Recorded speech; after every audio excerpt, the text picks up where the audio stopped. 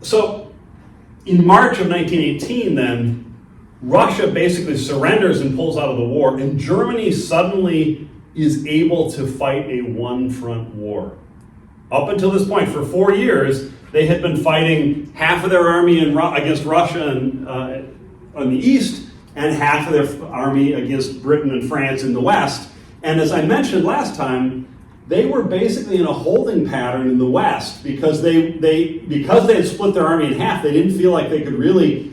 It didn't have the resources to do a major offensive in the west against France and Britain, so they were just holding the situation there and hoping that France and Britain would bleed themselves dry, and they were going to try to win in Russia, and they did. So the German plan is working, their backup plan. Their first plan didn't work at all. They were going to defeat France right away. But their backup plan is we'll knock Russia out of the war, and then we can concentrate on the French and the British. So March of 1918, they suddenly they can move all those troops, not all of them, but most of the troops from the Eastern Front, they can move them over to fight Britain and France. And Britain and France are utterly exhausted in March of 1918. Any questions about that?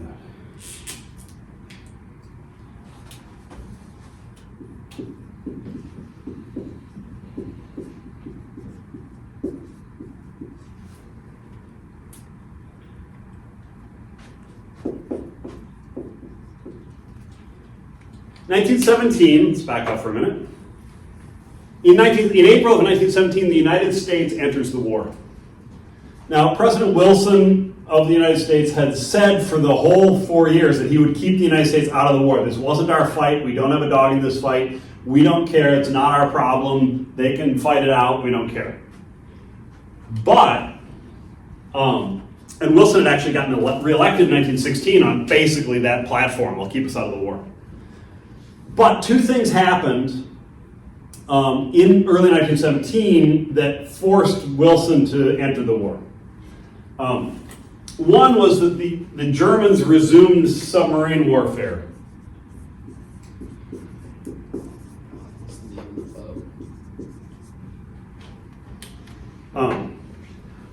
World War I was the first war where submarines were a major factor. Does everyone know where the submarine was invented? It was invented in the American Civil War. Yeah.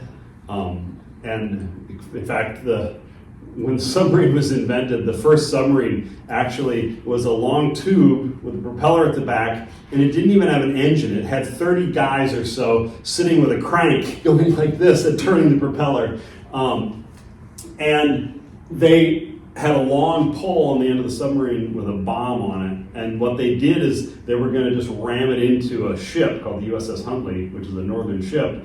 This was a Confederate submarine. And they did, and it worked great, except that the shockwave of the explosion killed everybody on the submarine. And they just about 5 years ago, they dug up the submarine. It's been down in the bottom of Chesapeake Bay ever since. They dug it up and they found that all the dead men inside had no injuries on them whatsoever. They were killed by the shockwave. But it sank the ship too. But after that, nobody was really volunteering for submarine crews. How did they know that, considering it's been so long? Pardon? How did they know that none of the people inside had visible injuries if it's been so long? My understanding is that they were largely preserved by a low oxygen atmosphere at the bottom of Chesapeake Bay. Apparently they got all sorts of personal effects and clothing and all this stuff. It was like this little time capsule at the bottom of Chesapeake Bay. But you can go Google it. What was the name of the submarine now? I know the Huntley was the ship that sank, but just Google Confederate submarine and you'll get that. So in World War I, the Germans had developed submarines, and because the United States was supplying lots of weapons to to England from the beginning of the war, Germany had started just doing submarine warfare. They started sinking ships across the Atlantic. Now, submarine warfare was considered horribly unchivalrous because submarines are largely helpless. If the surface fleet knows where they are, they can send out airplanes to drop depth charges and blow up submarines pretty easily. So submarines need secrecy. And that basically means the submarines have to just fire their torpedoes without any warning, which is seen as horribly unchivalrous by the Code of Masculinity and Warfare in 1914. You don't just sneak up behind somebody and shoot them. That's not sporting. And it was really considered, there was serious debates about whether this was acceptable behavior to sink ships without warning. But they were like, "But if we tell them we're there, then they try to sink us," and they do because. So the Germans started sinking ships, and in 1915 they sank the Lusitania. The Lusitania was a carbon copy of the Titanic. I don't know why people thought it would last very long, but and it was a luxury liner, and it was. They knew that the Lusitania was about twice as fast as a submarine, so they actually thought if we even see submarines, we could just outrun them. And so they kept running the Lusitania, and it was a luxury ocean liner. And when it left New York Harbor in early 1915, the German government took out a newspaper advertisement in the New York Times saying, "You don't want to get on this ship. If we find it, we're going to sink it."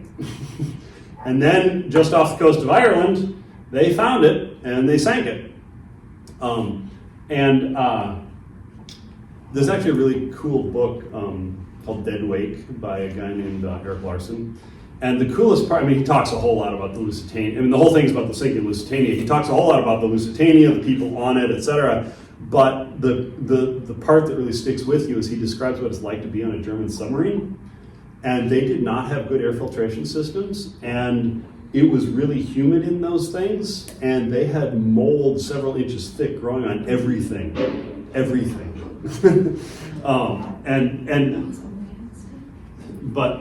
Anyway, after the sinking of Lusitania, the United States threatened Germany that we'll join the war. If you sink it, there were 128 Americans on the Lusitania.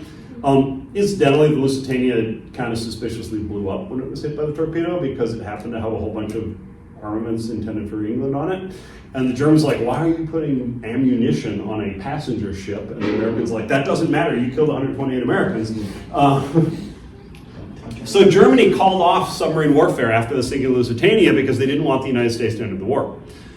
But by 1917, the Germans have realized that the British are going to keep fighting forever. They have all the weapons they need because the Americans keep sending all the ammunition and guns, etc., that the British need. And so the Germans realize they're not going to win the war if the United States keeps supplying England. And so in early 1917, the Germans resumed submarine warfare and started sinking American ships. And this was a major push for the United States to enter the war. But the thing that really tipped it was the Zimmermann telegram. Everyone heard of the Zimmermann telegram?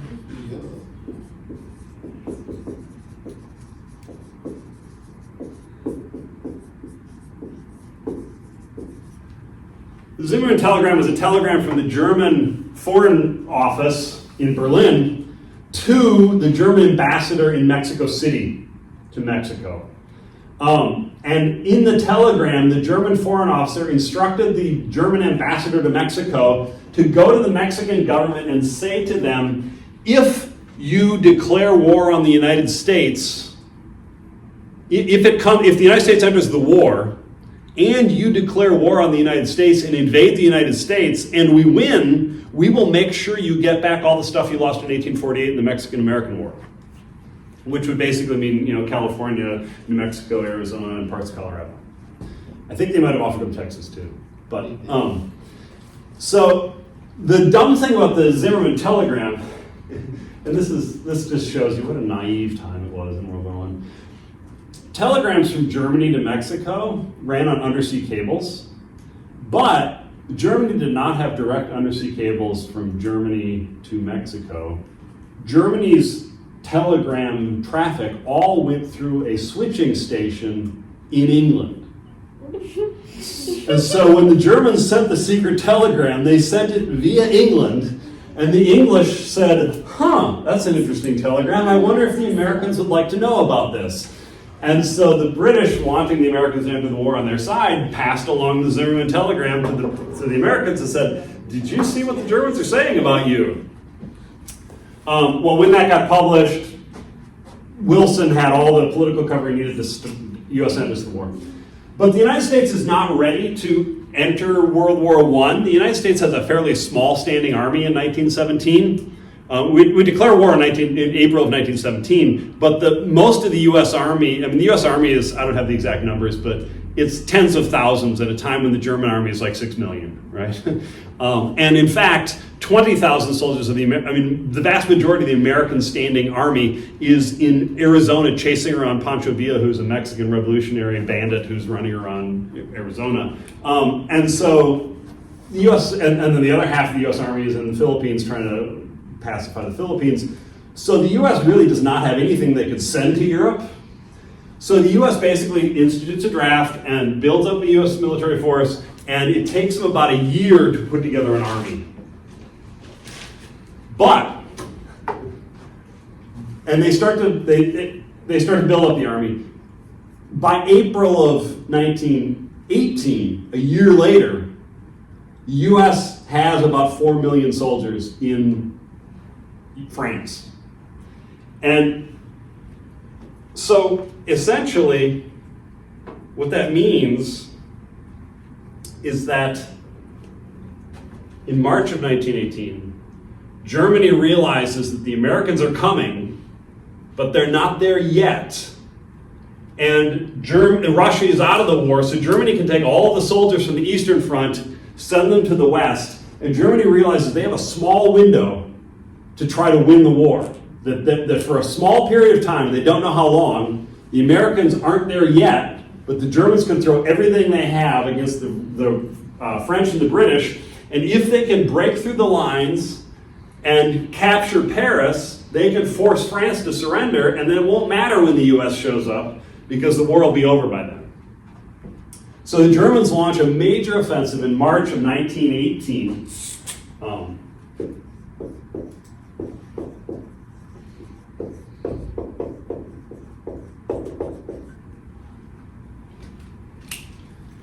March 21st, to be sure. On March 21st, the Germans launch a major offensive right at the Somme. This is the place the British have been banging their heads against the Germans with major offensives, two major offensives in the last 2 years. The Germans now attack at the Somme, but this time around, the British have 28 divisions on the Somme, and the Germans have 76. So the Germans have almost a 3-to-1 advantage. Not quite, but close. The Germans, by this time, had also developed tactics that I had talked about of, instead of doing mass wave assaults where you just run at the enemy machine guns, you take small groups of soldiers and you sort of sneak up and you use specific assault tactics to take out machine guns with small groups of soldiers before you launch your major attack. And this turns out to be pretty effective. And so they launched their assault on March 21st, and by April 5th, they have pushed the British and the French back 20 miles, which is way more than any movement in the previous 4 years. And in fact, both the British and French are beginning to fall back fast and are worried that their lines are about to break, that the Germans are about to achieve a breakthrough, and there will be nothing between the Germans and Paris.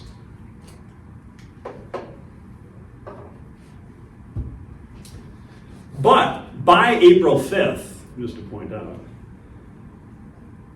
both sides had lost 250,000 casualties in the previous 10 days, or 2 weeks.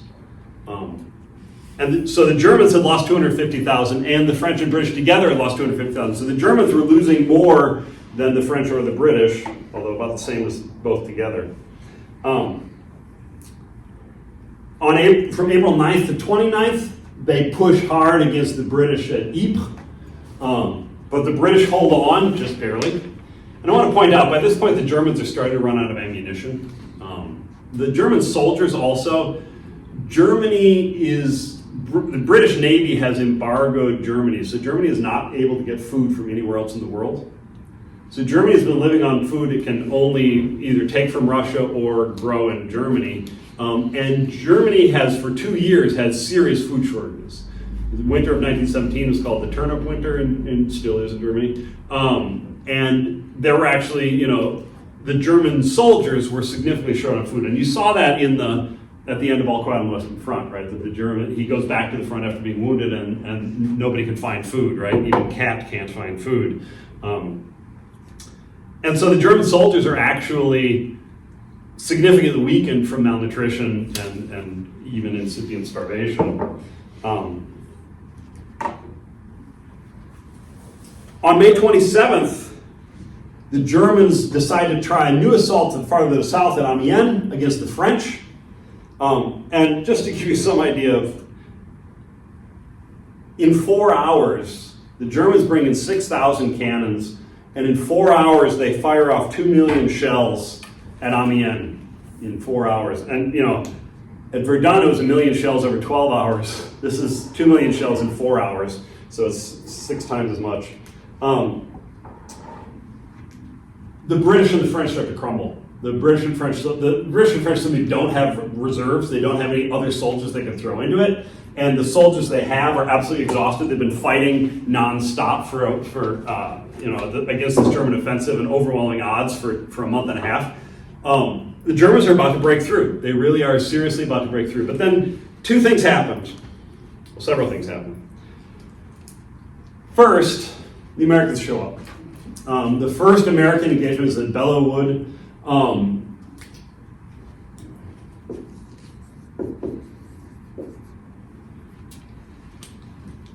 And the Germans lose 100,000 casualties fighting the Americans at Belleau Wood.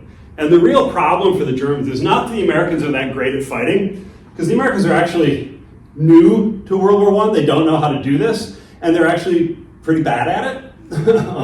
They still think, hey, we'll just jump up out of our trenches and run at them. It'll work, I swear.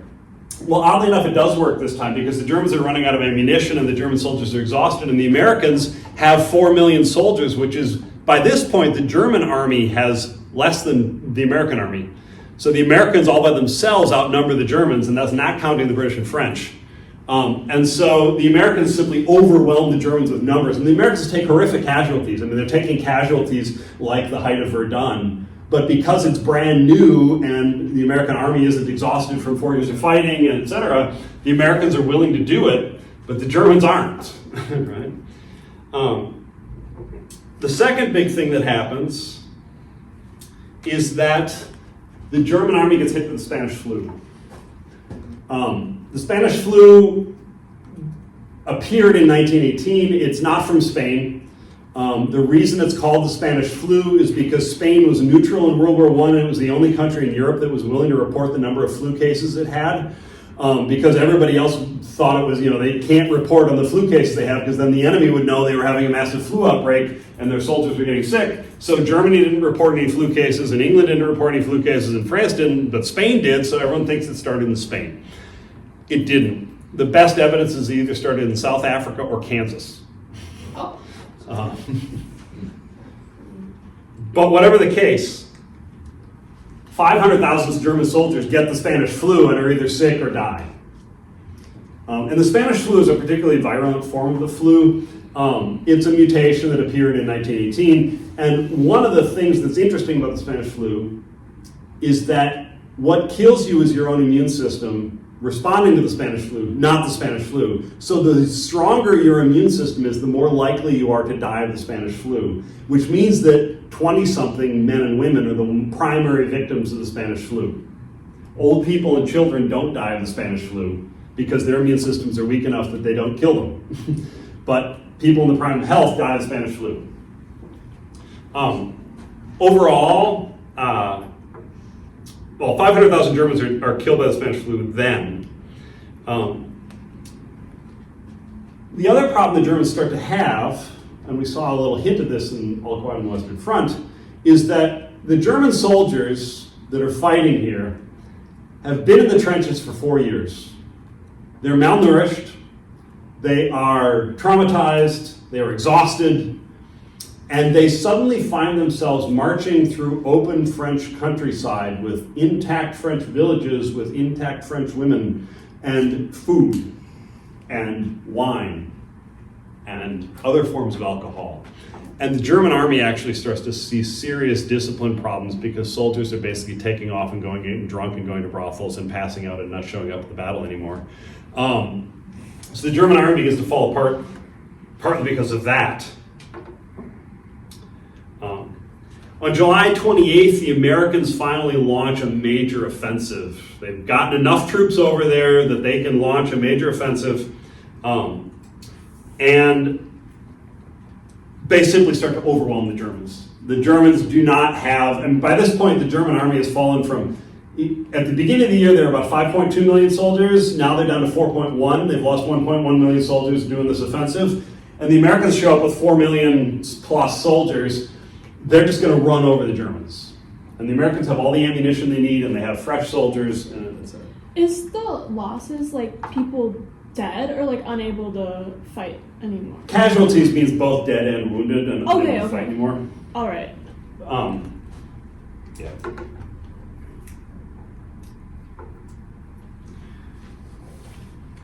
September 12th, the Americans launch another major offensive at Saint-Malo.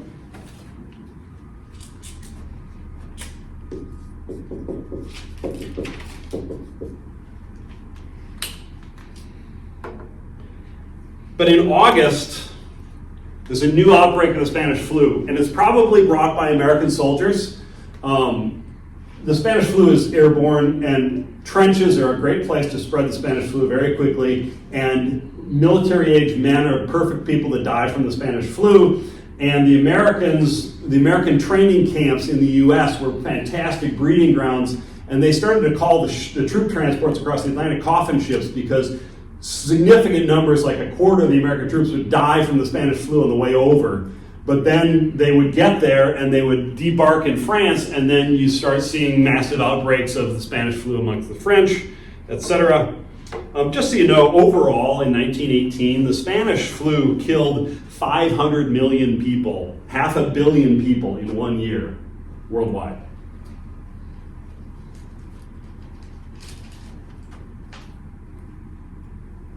Oh, I'm sorry. I overstated that. 500 million people are infected, 100 million died. It was only a tenth of a billion, sorry, not half a billion. Whew, I just saved 400 million people. In 1918, about 10 million soldiers died of the Spanish flu. Overall, in World War I, 19 million died. So over half of the casualties in over half of the deaths in World War I came in 1918, and they came from Spanish flu, not from fighting.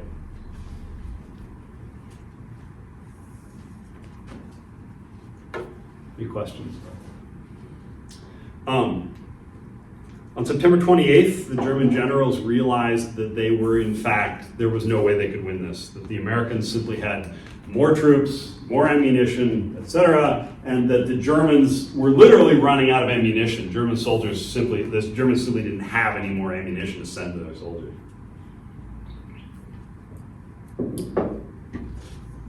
So the German generals went to Kaiser Wilhelm, the German king, and they said to him, you can surrender now while the German army is in France, or you can surrender in a month when the American army is in Berlin.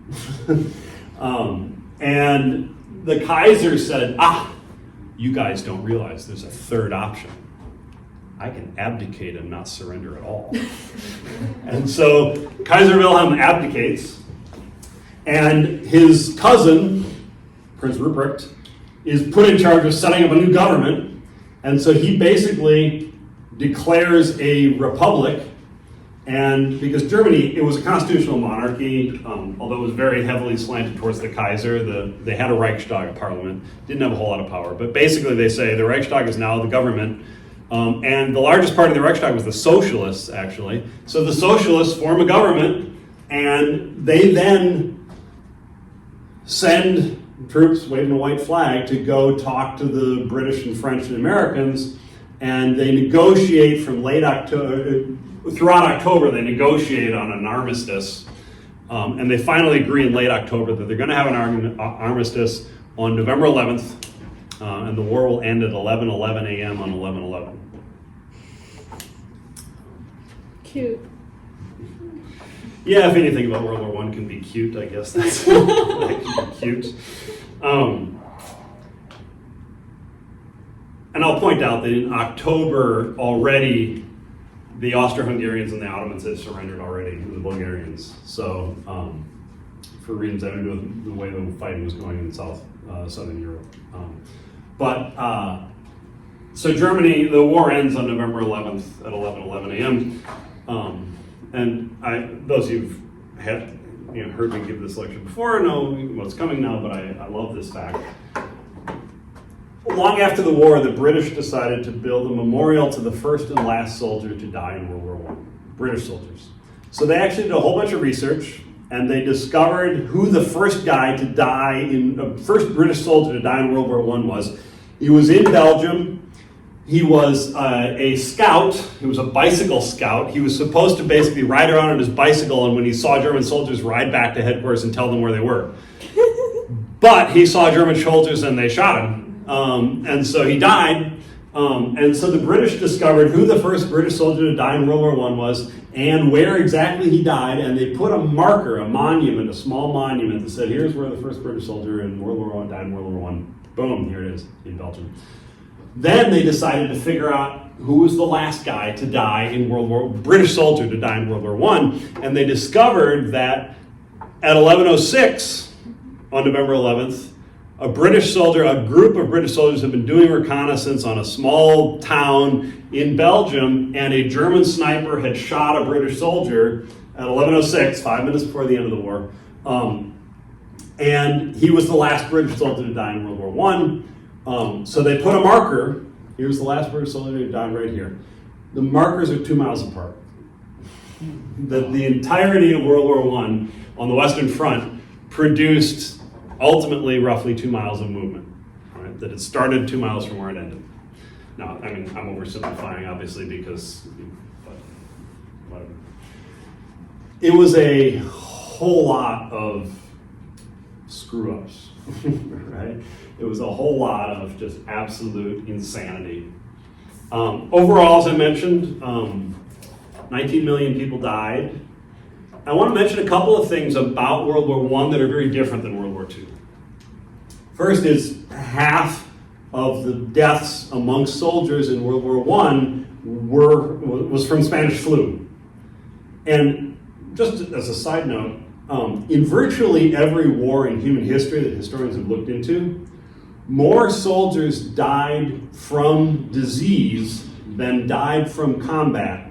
In virtually every war in history, up until World War I, and World War I was the last war in Western history where more people died of disease than died of combat. American Civil War, Napoleonic Wars, more people died of disease than died of combat consistently. World War II was the first major war in Western history where more people died of combat than disease. Yeah. Is that counting the civilians who were bombed in cities and the people who were killed in the Holocaust? Yes. It includes, I'm not sure if they include the Holocaust, the death camps, but it includes the civilian deaths from bombing, et cetera, and combat, et cetera. Anything that, anybody dropping bombs, firing cannons, et cetera, that kills somebody, that person's counted as a casualty. Which brings me to my second point, thank you. World War I, the casualties were overwhelmingly soldiers. I don't have the exact numbers here, but it's something like 95% of the casualties in World War I were soldiers. The deaths were confined to the front. World War II is going to be utterly different because the overwhelming majority of the deaths in World War II were not soldiers, they were civilians. Because World War II had massive civilian bombing campaigns and people like Germans were shooting civilians all over the place and setting up death camps to kill civilians, etc. So World War II, the vast majority of deaths were not military soldiers. World War I, the vast majority of deaths were soldiers, 95%. And it was very confined to the front. There were a few cases in World War I of the Germans, for instance, sent some Zeppelins, blimps, over London and dropped bombs, but they were tiny bombs, and so they didn't really cause a whole lot of damage or death or anything like that. There were a few cases of the German shells hitting cities behind the lines, but for the most part, both sides just simply shelled the other side's military in the trenches, and so the deaths were military. Any questions about any of that? All right, let's take a 5-minute break, and then we will continue with a very long engagement.